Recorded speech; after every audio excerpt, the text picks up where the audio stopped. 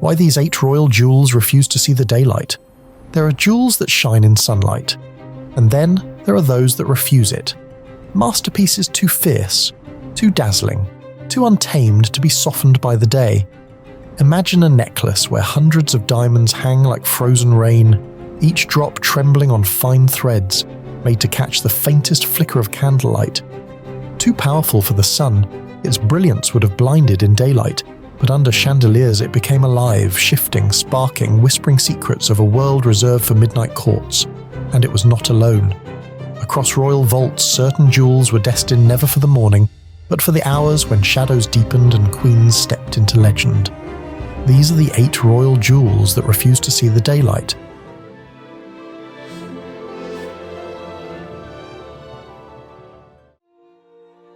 The City of London Fringe Necklace. Made in the 19th century of diamonds set in gold and silver, threaded delicately on silk, the City of London Fringe Necklace was a masterpiece of bridal grandeur. Gifted to Princess Elizabeth by the City of London for her marriage to Prince Philip in 1947, it shimmered in the display at St James Palace alongside the other lavish wedding offerings, but it would go on to earn a reputation of its own. Elizabeth wore it often in her early years, at the Covent Garden Gala in 1950, the Norwegian state visit of 1951, and on her Commonwealth tours, each appearance a reminder of its dramatic sparkle. The piece cascaded with diamonds designed to move, to catch every flicker of light, and under chandeliers and candlelight it became alive, more brilliant than the daylight could ever allow. And that is the secret of its mystery. This was never a necklace for the sun. By day, its brilliance would have been too harsh, too overpowering. By night, however, it transformed the young princess, and later the queen, into a vision of regal radiance. Reserved for galas, state dinners and operatic nights, the City of London Fringe was not simply a necklace. It was a jewel made for the darkness, destined to shine only when the stars did. Dutch Diamond Bandeau Tiara. The Dutch Diamond Bandeau Tiara is a masterpiece of light, slender, looping, and almost ethereal in design, crafted entirely from some of the largest stones ever gifted to a queen. Its delicate frame carries 27 monumental diamonds, blazing like liquid fire when struck by candlelight or crystal chandeliers. In daylight it risked losing its mystery. Only the velvet cloak of night could unlock its full allure. From the moment Queen Emma's Great Riviere was reimagined into this bandeau in 1937, the jewel remained locked away from daytime glare. Why? Because such pure exposed brilliance, without the weight of coloured gems or heavier mounts, would have been overwhelming in daylight. Too stark, too dazzling, almost blinding. Instead, it was destined for nights of splendour, when the diamonds could whisper rather than shout, glowing against the shadows of velvet halls. Queen Juliana wore it at midnight galas, Queen Beatrix revived it in the quiet glamour of the 2000s, and Queen Maxima has transformed it into her nocturnal signature, dazzling at state banquets from Brussels to New Delhi. To glimpse the bandeau in daylight is nearly impossible. Maybe a few handful occasions, but it belongs to the night, a secret fire that only reveals its beauty when the world darkens. And perhaps that is why it still feels untouchable, a jewel shrouded in twilight mystery. Spencer Tiara. The Spencer Tiara is a vision in diamonds, scrolling, romantic, almost ethereal in its form. Built from generations of Spencer heirlooms, its heart is a 1919 wedding gift to Cynthia, Viscountess Althorpe, flanked by older fragments that once belonged to Frances, Viscountess Montague. Garrard's additions in 1937 gave it the sweeping floral rhythm we see today, a crown of brilliance meant to dazzle, and yet it was rarely seen beneath the sun. Why? Because the Spencer Tiara came alive only in darkness. Its sprays of diamonds, delicate yet commanding, were designed to shimmer under chandeliers, to ignite in candlelit banquets, to create the illusion of starlight caught in a princess's hair. Daylight flattened it, night transformed it. Cynthia, Countess Spencer, wore it sparingly, reserving its magic for grand screenings and banquets. Then came Diana. On her wedding day, in 1981, The world gasped as the tiara framed her iconic veil. But it was in the years after, state dinners, royal tours, midnight receptions, that the jewel became legend. Diana understood its power. By night, the Spencer tiara wasn't just an ornament, it was theatre. After her, it vanished back into Althorp's vaults, waiting.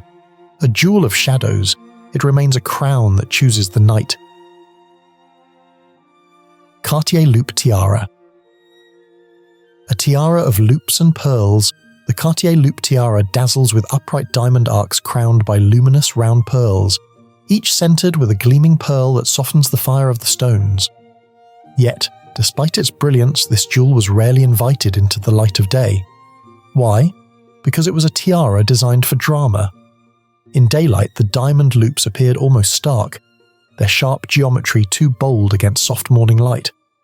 But under chandeliers and candlelit halls, those very diamonds came alive, casting glittering shadows and throwing fire across the pearls. It was a jewel that belonged to midnight. Commissioned in 1886 by Queen Maria Cristina, not Cartier but Francisco Marzo, it first framed her regal silhouette during her regency. It later passed through the hands of exiled royals, lighting up balls in Portugal and even Persepolis, always after sundown.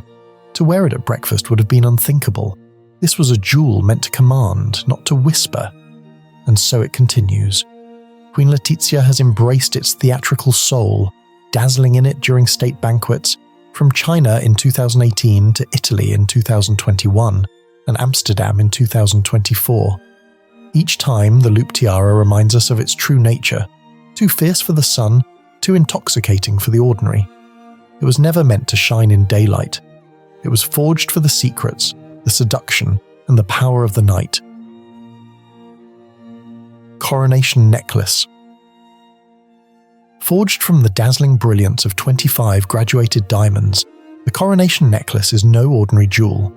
It is the very thread that has bound every British queen since Queen Victoria to her sacred role. From Queen Alexandra in 1902 to Queen Mary in 1911 to Queen Elizabeth II at her own coronation in 1953, the necklace has always appeared at the defining moment of royal destiny. And yet, despite its iconic status, this masterpiece rarely glitters under daylight. Why? Daylight has a way of stripping diamonds of their mystery, softening their fire and exposing their weight as almost ostentatious. The Coronation Necklace was designed to shimmer under the dark blue skies where its brilliance becomes almost blinding, a jewel that commands reverence, not casual glances. To wear it under the sun would risk turning majesty into mere adornment, a fate no queen dared. Still, Queen Elizabeth II, unlike her predecessors who loved layering rivières, chose to wear the necklace singularly, allowing its solemn gravity to speak alone. And now, with Queen Camilla reviving it at Charles III's coronation, the question lingers: what secret weight does this necklace still carry when night falls? 9 Provinces Tiara. In 1926, Belgium's Crown Princess Astrid received a gift that was more than a jewel. It was a symbol of a nation. The 9 Provinces Tiara, created by Van Bever in Antwerp with Congolese diamonds, bore 11 bold stones representing Belgium's provinces, its royal house, and its colony. An Art Deco masterpiece, its meander base could transform into a bandeau, bracelet, or even a choker. By 1934, soaring diamond arches crowned the piece, giving it a theatrical majesty fit only for queens.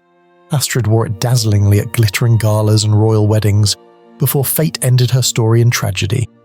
From Queen Fabiola to Queen Paola, the tiara became an unspoken rule, worn solely by Belgium's reigning queen, passed down like a silent crown of legitimacy. And today, Queen Matilda carries that legacy. Whether at Queen Margrethe's birthday banquet or state visits abroad, she wears the tiara with a confidence that fuses modern grace with timeless power. But here lies the secret: this jewel almost never greets the daylight. Its brilliance was made for midnight chandeliers, for the hush of palaces, and for the grand drama of royal nights where diamonds burn brightest. The Greek Emerald Parure. The Greek Emerald Parure is a jewel that reads like a chronicle of queenship itself. Born from the Russian court, these cabochon emeralds, 7 glowing orbs framed in diamond scrolls, paired with pear-drop earrings and a corsage brooch. First dazzled as a wedding gift to Queen Olga of Greece in 1867, Olga, ever inventive, scattered them across gowns, kokoshniks and brooches, leaving behind portraits shimmering with emerald fire. Decades later, Queen Elizabeth refashioned the stones into a striking kokoshnik tiara, before Queen Frederica made the piece her signature, often wearing the tiara as a necklace for state visits and grand receptions. But it was Queen Anne-Marie who gave the parure its most iconic chapter. From her wedding portraits and glittering Athens ball in 1964 to exile galas in Copenhagen, Persepolis and beyond, she carried the emeralds into history. Proof that even in displacement, a queen's radiance does not dim. Though occasionally seen in the day, the parure was preferred by the Greek royals for evening courts and galas, where the emeralds glowed ethereal in darkness, their mysterious allure heightened under candlelight and chandeliers, creating a magic the daylight could never capture. Poltimore tiara. Composed of glittering clusters and diamond scrolls, the Poltimore tiara was born in Garrard's workshops around 1870 for Baroness Poltimore. A jewel of transformation, it could be dismantled into a necklace and 11 brooches, its design a clever marriage of beauty and versatility. First seen at grand coronations, it passed quietly through noble hands until fate carried it to Princess Margaret in 1959, who transformed it into her signature diadem. Margaret's relationship with the Poltimore was nothing short of theatrical. She debuted it during the Iranian state visit, then famously crowned her wedding day with its dazzling frame against Norman Hartnell's ivory gown, a moment etched in royal memory. She wore it across Europe, America, and even in intimate settings, immortalized in a photograph by Lord Snowdon, lounging in her bath with diamonds dripping from her brow. Each appearance heightened its legend, making the tiara synonymous with her unapologetic glamour. But why mostly at night? Its size and sparkle demanded moonlit halls, candlelit banquets, and glittering state galas, settings where its brilliance could blaze without restraint. In daylight, it risked overwhelming. By night, it was magic. And when Margaret wore it, the Poltimore was not just a jewel, it was a weapon of allure. Thank you for watching. Once again, don't forget to subscribe to our channel for more sparkling stories. We would love to know your thoughts on why these royal jewels were preferred in the night. Which was your favourite?